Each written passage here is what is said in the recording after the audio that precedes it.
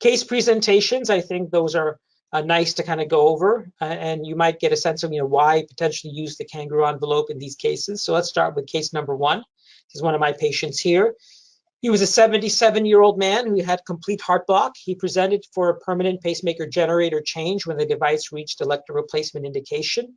He reported that the skin and soft tissue around his pacemaker had thinned over the last year due to a 12-pound weight loss from a chronic GI illness.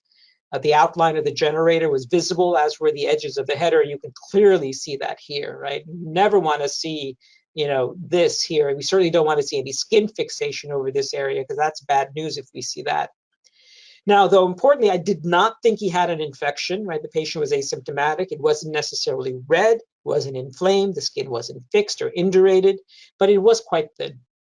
So his risk for poor wound healing was quite high. Poor nutrition due to a recent GI illness, weight loss with low BMI, and he's elderly with poor tissue turgor. The risk of erosion was high.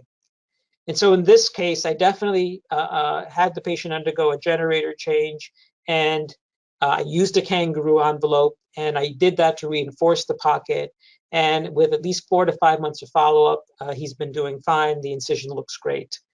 So he's done well. So good example of the idea of, all right, looking at that patient's risk factors for CIED complication. This gentleman is at risk for erosion, risk for poor wound healing. What can I do to help mitigate that?